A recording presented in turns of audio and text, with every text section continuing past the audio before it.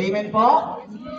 So, ipapalasap sa iyo yung kalupitan ng mundong ito. Ito ang stand mo. Ito ang tayuan mo. Ito ang anchor. Ito ang angkla. Sabi ng Isaiah chapter 4, verse 41, verse 10, ako'y sasa iyo. Sabihin mo sa katabi mo, sasaatin siya. Sasaatin siya. Huwag kang matakot. Huwag kang matakot. Huwag sa akin, sa katabi mo. Huwag kang matakot. Ako ang iyong Diyos. Ako ang iyong Diyos. Hindi ka dapat mangamba. Hindi ka dapat mangamba. Palalakasin kita. Palalakasin kita. Tutulungan. Iingatan. Iingatan. At ililigtas. Ililigtas. Amen. Amen. Thank you, Yahweh El Shaddai. Thank you, Yahweh El Shaddai. Panghawakan mo yung pangako. Amen. Paano ka na ng mundong ito? Sagutin mo ang mundong yan. Amen. Kung pinapalasak ka na ng hirap, ng dusa, may trahedya na. Sabihin mo sa trahedya yan, sabihin mo sa nararanasan mo yan na mahirap sa iyo, may Diyos ka na Amen. hindi ka iiwan. Amen. Kayaan. Finally, number 5. Walang kakanta, please. Ano yung sense of number 5? That's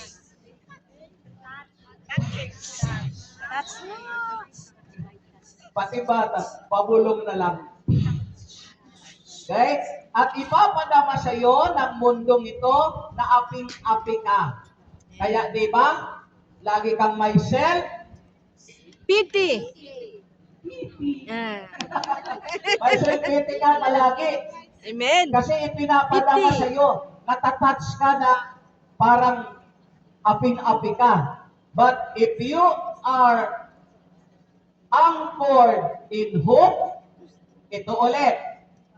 Sabi ng awit 119, verse 114, ikaw lamang ang muog ko at matibay na sanggalang. Ang pangako mo sa akin ay lubos kong aasahan. Amen. Kawayang kamay, kasama payong. Amen. Okay.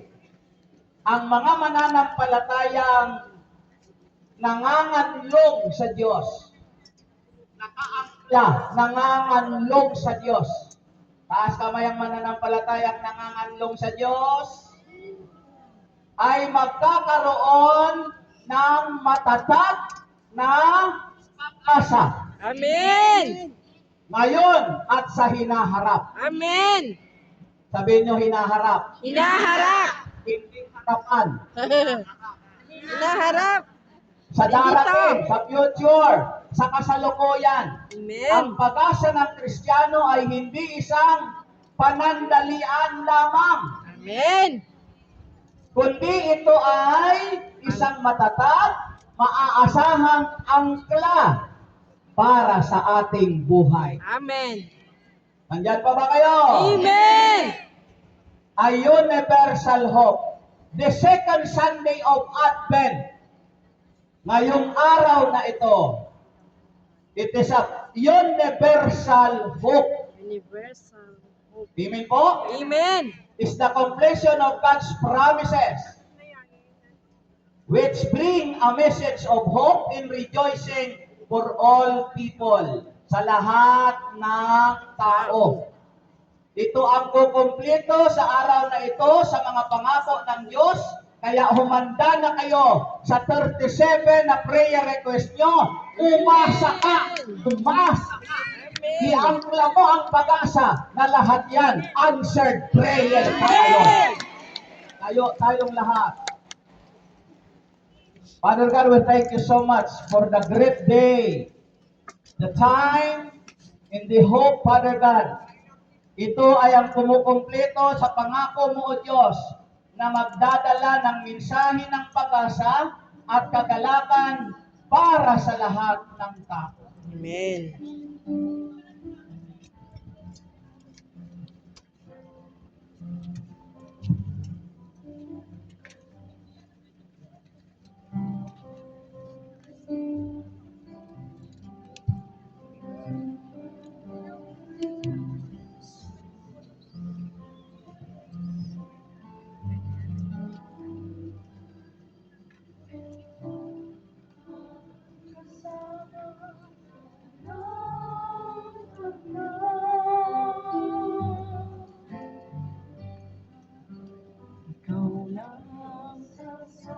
langit, kahit man ay madilim, Jesus. Kahit may suliranin man, kahit pagalitan, ikaw naman. Kahit kailan, di ka nagkulang, biyaya mo sa akin laging daan. Pag-ibig mo sa akin walang hanggan, inibig mo ako noon naman. Inibig mo ako noon naman. Inibig mo ako noon naman. Pinagpala tayo ng salita sa umagang ito, brother. Amen. Sister Rose, at salita na punong-puno ng pag-asa. Amen. Amen. Ibigay po sa atin na kung paano tayo lalo po tayo magpatali sa Panginoon. Amen. Sabi nga, siya ang ating iangkla sa ating mga buhay. Amen. So, pag nakaangkla ng buhay natin sa Kanya, nakatali na ang buhay natin kay Kristo, tayo naman ang pag-asa. Amen. Pag-asa din tayo, magiging pag-asa tayo ng ating kapwa through Jesus Christ. Amen. At sa umagang ito, Brother Rolly, wag na natin patagalin. Wag na po tayo magsiupo at tayo po'y muling sasamba sa ating Diyos, Brother Rolly. Amen. Amen. At ang mangunguna po mga kapatid ay nagbumula pa sa Macau chapter na may kasamang pag-awit at patutuo. Ng ating mga kapatid. Amen. Wag na po natin patagalin. Tawagin na po natin ang ating mga kapatid. The El Shaddai Gospel Music Ministry Macau Chapter. Glory to God. Amen.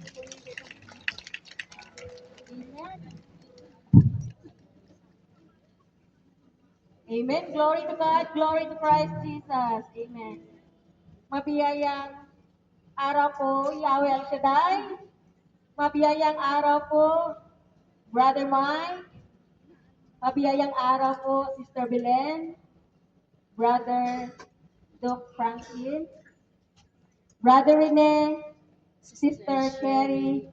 And Brother Michael, the assistant servant leader. At sa ating pong lahat dito at sa lahat po ng mga nanonood all over the world. Happy 37th anniversary! Amen? Amen. Amen. Hallelujah. Ako po si Sister dati pong galing po dito sa Hong Kong. Dito ko po lubos na nakilala ang ating Yahweh El Shaddai. 2010 po. At pinili po niya ako bilang mga awit po ng Saturday group. Sa paglilingkod po, hindi po exempted ang mga pagsubok. Amen po? Taon pong 2014, na-aksidente po yung mama ko. Nabagok po yung ulo niya sa kalsada po. Sa madaling sabi po, nahaluan po yung utak niya ng dugo. Sabi po ng doktor, operahan po yung mama ko. Pero nananalig po ako at nagtitiwala na may himala ang Diyos. Amen? Amen. Pinadala po kami siya po doon sa ibang lugar na sinasabi po na specialist po na gumaling yung mama ko dahil hindi na po siya makapagsalita nung time na yun. Glory to God po. Sa pananalig at pagtitiwala ko po kay Yahweh El Shaddai sa pamamagitan po ng panyo na hawak niyo ngayon. Magkapangyarihan po ang nakasulat diyan. Amen po? Amen. Hallelujah. Magaling na po yung mama ko ngayon. Amen. Taong 2020 po, ang papa ko po naman, naoperahan po siya sa colon cancer. Sa taong 69 years old, nagperma po ang mama ko ng hallelujah. Kung saan po, ang sabi po, after ng maoperahan, si Lord na po ang bahala doon. Pero nananalig pa rin po kaming buong pamilya sa pamamagitan po ng sama-samang panalangin at pagtitiwala kay Yahweh El Shaddai. Ngayon po yung papa ko, hindi po siya nagtitake ng maintenance. Amen. Tunay, napakabuti ng ating Diyos. Amen po? Ang tangi ko pong pinanghawakan, yung suot-suot po ninyong bracelet, hindi lang po yan display. Amen. Makapangyarihan po ang pangalan ni Yahweh El Shaddai. Amen. Amen? Hallelujah. Sa buhay ko po naman, last year lang po, nawalan po ako ng amo. November 30, December 31 po ang anniversary dito. Hindi po ako nasad. Dahil alam ko, makakasama ko po si Brother Mike. Makikita ko po ang kanyang ngiti. Makikita at masisilayan ko po si Brother Mike dahil hindi po kami makakalapit pag-anniversary. Amen po? At sa madaling sabi po, pina-pre-over ko po ni Brother Mike ang aking passport ng ilang beses po. Dahil passport po ang pina-pre-over ko, magta-travel po ako sa Macau. Hallelujah. Nung time na yon, nung araw na yon, nawalan po ako ng kunting pag-asa. Kunti lang. Dahil inalala ko po yung paglilingkod ko. Yung araw na yon, napupunta na po ako ng Macau. Naiwan po yung kalahating katawan ko. Dahil hindi ko po alam na maglilingkod pa rin po ako doon. Glory to God! Andito ako sa inyong harapan ngayon kasama ang mga Macau chapter. Nung nanghina po ako noon, may ginamit si Lord na magpapalakas sa akin. Si Sister Chris. Minimita po niya ako nung araw na yun. At ang sabi niya sa akin, na maglilingkod ka pa rin doon. Kaya salamat Yahweh El Shaddai sa kabutihan mo sa aking buhay, sa aking pamilya. Tunay na ikaw lamang, Panginoon, ang aming panghahawakan. Amen? Hallelujah. Kaya mga kapatid, i-enjoy lang po natin ang paglilingkod. Dahil si Yahweh El Shaddai kahit kailan hindi tumatalikod. Amen po? Ayon nga sa awit, di ba? Sa gitna ng kawalan, di ako nawawalan. Sapagkat si El Shaddai, ay, Amen. Hallelujah. Glory to God. Glory to Christ Jesus. Hallelujah.